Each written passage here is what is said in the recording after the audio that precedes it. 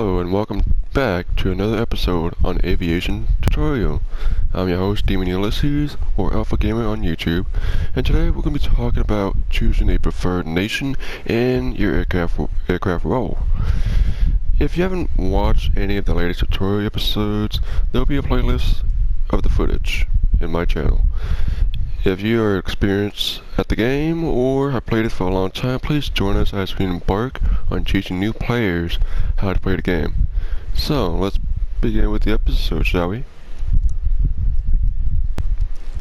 So, we're going to be talking about the nations that we have available to us: United States, Germany, USSR, Great Britain, Japan, China, Italy, France, and Sweden. Now, these nations are subject to change. There might be a new one in the future, who knows. But for now, these are our available nations they can play in. Let's start off with United States. United States, it's pretty unique with almost all the aircrafts carrying 50 caliber machine guns, or 12.7 millimeters exactly. Russians, the USSR, they do have 12.7 millimeters, but they have different ammo types, whereas United States, it's limited to a few. But for the United States, it doesn't have much of a good turn rate for some aircrafts. All you can do is you can turn in a very wide turn. For Corsairs like the F4U-1D, sometimes you'll turn easily, but it's not as quick as a turn as the Japanese aircrafts, because it's not lightweight. Now, what's better about this, of course, is just the 50 cals, and that you can just outrun your enemies quick and easy if you know how to keep your speed, your energy up, and altitude up. So, that's it for the American tech tree. For the German tech tree, it's very unique in its own way, because you have cannons. And with the cannons, like let's say for the BF-109 modification, you get different modification in a 4.7 battle rating. A different modification like the 30 millimeters, as seen here, 20 millimeters, which I have equipped, and 13 millimeters machine guns, that is just equipped with you at all times, and you get gun pads. Some aircrafts on the American tech tree, like the F-82, the Dauntless dive bomber, the Helldiver, and the A-36, are limited with gun pods, and I'm not sure what else for an aircraft can carry gun pods except for the Phantom, the F4E and C. Let's see. Now, bear in mind that you can utilize them, but you're going to get some weight drag. So let's check this out. And yes, they do. Okay. But just keep in mind, if you decide to have a gun pod onto your aircraft, like what I have on mine, just keep in mind about the drag and the weight, because you can turn still better than the American airplanes, but you gotta keep your speed and energy up still. So, without further ado, let's continue on with the next tech tree. USSR is very interesting in its own way, because when you fly any of the aircrafts, you're basically flying a wooden plane. Meaning, if you try going from 15,000 feet towards the surface or the sea level, you're liable to get your wings ripped off at a BR of rank 1 toward maybe about the end of rank 4, because you have wooden spars, which are essentially on the ones on your wings, as you can see here, because it's not very strong to pull off from a high-speed decline. But, however, that doesn't limit the ammunition, just like the P-51s, the P-47, P-38s, the American planes. This one has a 12.7 millimeter, but in its own way, as we can see here, 12.7 millimeter, but you got ground, air targets, and a little bit different in tracers and universal bullets, because the gun itself is different with the same caliber as the 50 cals, but this is Russian, so you are pretty much boned if you go across these bad boys in a realistic battle or any battle in general. So let's continue on to the next tech tree. Okay, for Great Britain, it's pretty neat, and not gonna lie, you don't want to mess with the with the Spitfires and a few of the Seafires and Tempests in late game, because they can turn, and boy do they climb. And when you have a low BR Spitfire, you can climb, but it's not good with the engine, so you overheat quick. But your speed, your limited ammo, of course, it's still good. You just gotta memorize and make sure that you don't keep your engine hot.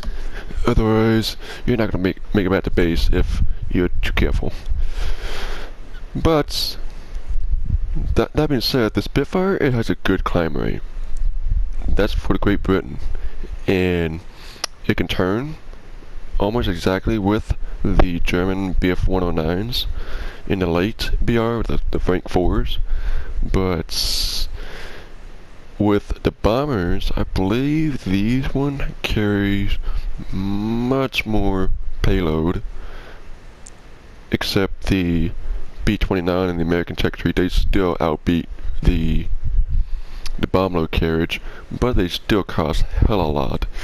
But that being said, you can fly these planes. It's just you gotta know them. Just like you're in a relationship, know them better.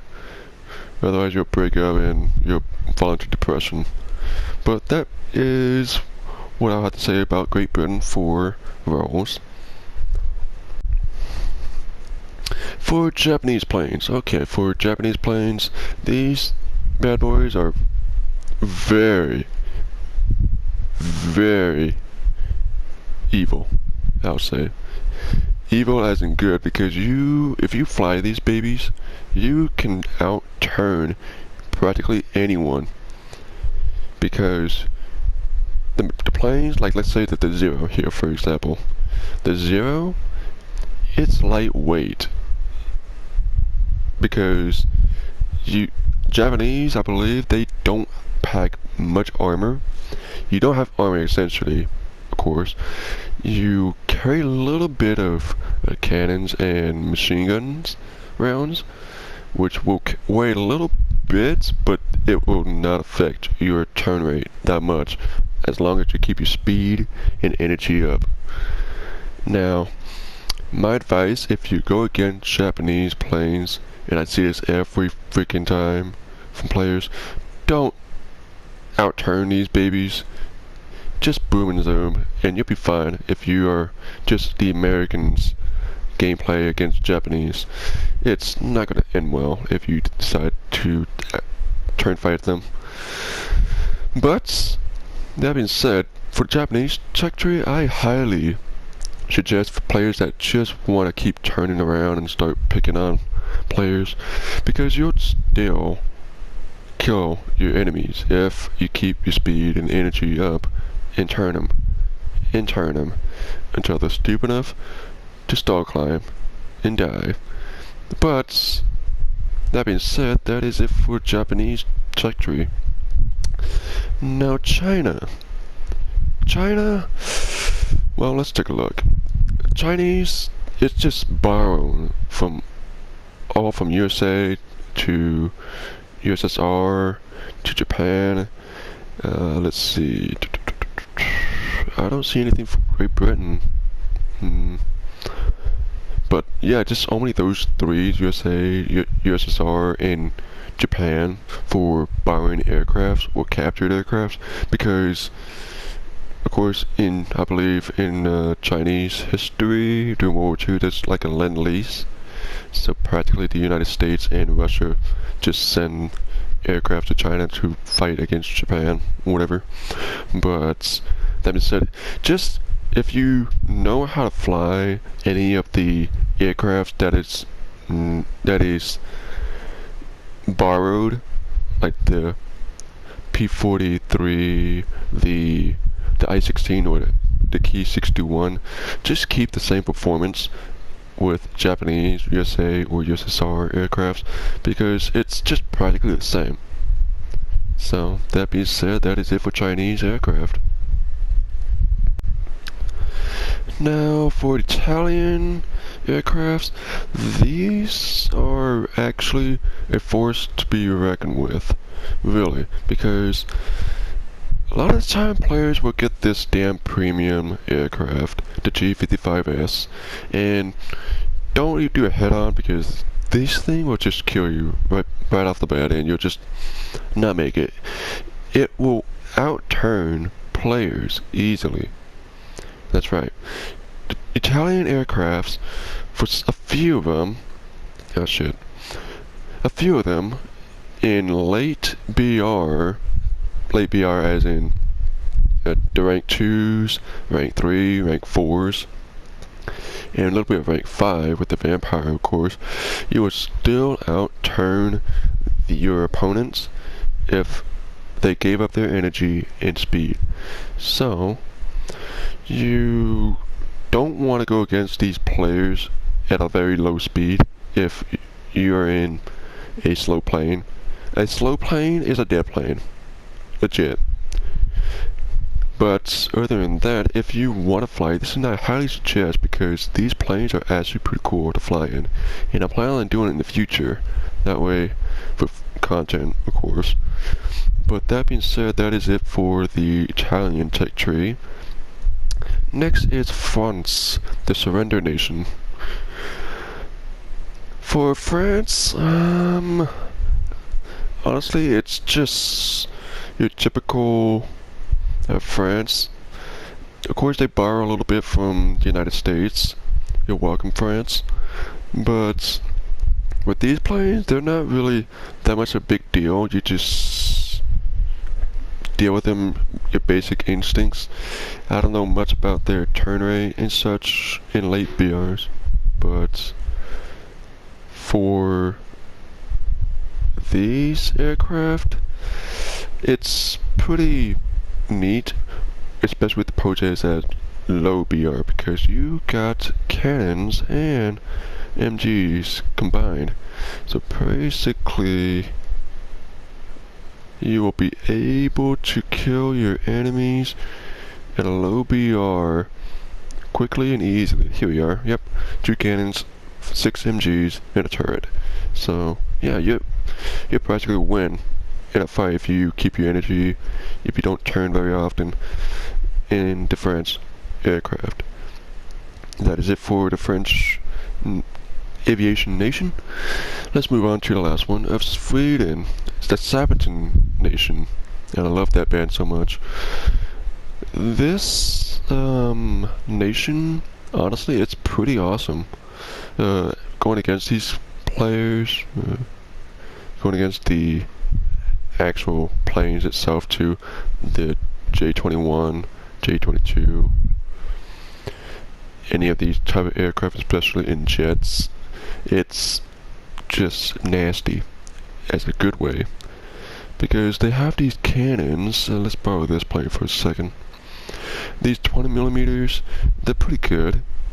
And the 13.2, honestly, I don't know if these are exactly the same, even though they're not, because they're 13.2 millimeters. These, however, are still hit like a truck, with ground targets, air targets, and a little bit of stealth. So practically, with the J-21, you might want to be, you might want to be very careful if you're flying against these aircraft. They can outturn you still. So just boom and zoom if you are going against the J-21 or A-21s in general. If they are light, if they are slow, and if they can't keep at the speed, then you can turn them and just kill them. But if they still have the energy and shit, just boom and zoom and just fly away. It's not worth the effort to kill them in a turn fight. But other than that, that is it for previewing the nations for anyone who wishes to try them out. Let's move on to the roles. So I will go to the American check tree to start off, since that is the most common role for a lot of aircrafts in late BR and early BRs. Okay, here we are with the American check tree. Let's jump into the research catalog. This year's catalog. And let's start off with the fighters. The fighters, it's a pretty fun section with these two section of fighters. Of course, you'll get like the interceptors, the strike fighters, your regular fighters, naval fighters. The fighters that I like the most, of course, is the P-51.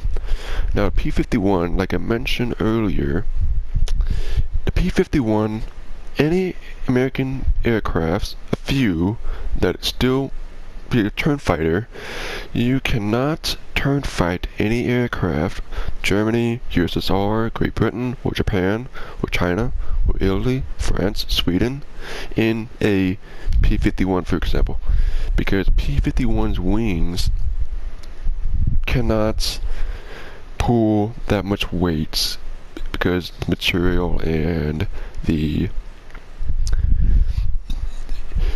shielding of the aircraft, it's just, it cannot turn that well. I'm sorry, but it cannot turn. All you have to do is go at high altitude and just boom and zoom. Once you hit your target the first run, you extend, you keep flying straight forward, pivot up your altitude a little bit to gain some speed in altitude, and you can do another run again if you're not being followed. That same thing goes for the P-47, the P-38, a little bit of the Corsair, the F-7F one, I'm not too sure about, but just in case, do that. The P-63, P-61, everything, you'll get the idea. But don't even turn fight if you know you are at an advantage. That being said, let's move on to the strike bombers, or low altitude bombers. For example, like the A-20s, which is, you'll see here, the A-26, of course. You can drop a good payload of your ordnance. Like, for example, four 1,000 pounders can take out a base easily. Or two, actually, if you have a teammate with you. But these aircraft, the AM-182, 84, they're good strike aircrafts. And you can easily win a game on realistic battles if you go after the strike aircraft and none of the enemy players will go after you. That is why I highly suggest for players to go after these strike aircraft. That way you keep the game going. Of course, not a lot of players will agree, or unless they're greedy, but it has to be done. But if you are a strike aircraft, I highly suggest you go for this, because these aircraft, you're good. if you know how to apply them, you know how to use your plane very well, and you'll still survive. Last but not least, the bombers. Bombers? Well, sometimes the bombers you'll survive, sometimes you'll not. Well, most of the time actually, because bombers in this battle, you'll start off at a good altitude, but you'll not gain the altitude higher if you're not getting that much speed, and if you are not being, let's say, disguised away from where the main action will be. Because when you jump into a game of like the B-17 for example, you will still not reach your target to drop your ordnance. Like my 4 2,000 pounders, you will not reach your target that easily, because enemy players like the Germany, Japan, Italy, you will still climb up to you at 5,000 feet in about maybe 3 to 4 minutes for some planes, and you will not make your target unless if you're lucky, if there are clouds in the game, you'll be fine. Some maps, like Pacific maps, it's the worst in bombers, especially Stalingrad for some occasion, because you won't have a bombing point, like bases to blow up. So you're pretty much screwed if you are in a bomber a little bit, unless you have highest crew skills. For example, defense armament, if you have high crew skill of this and in your bomber, you will most likely survive, really, because players that I come across in Germany, for example, with a DO 355, which still pisses me off today, it's amazes me how quick I'm able to be killed, and I'm not even able to hit the bomber at all. But little sidetrack, if you want to get the B-29, just look at the cost. The cost of this plane, if you waste all your free repairs, is 38,000 lions. Now, Gaijin patched this thing, I believe maybe about 3 or 4 months ago, maybe. It was about, what, 45,000 lions. It's hella expensive. And not only that, if you decide to get this plane, a B-29 ABN, not only will you start off with 38,000 as repairs, look at modifications, and look at the repair stats, max repair cost. It will add up to the repair. So yeah, you see 1,000, you get, let's see, another 1,000. It's not even fair, honestly, but I can get why Gaijin did this, because realism of economy back in World War II and shit. The same thing with Germany too, like literally the same thing. Watch, in Germany, I love this plane, but look at the repair cost, 40,000. Look at the GA-52C3, 31,000. Look at the BF-109 K4. About before, I think it was fucking 30,000 or something. I don't know.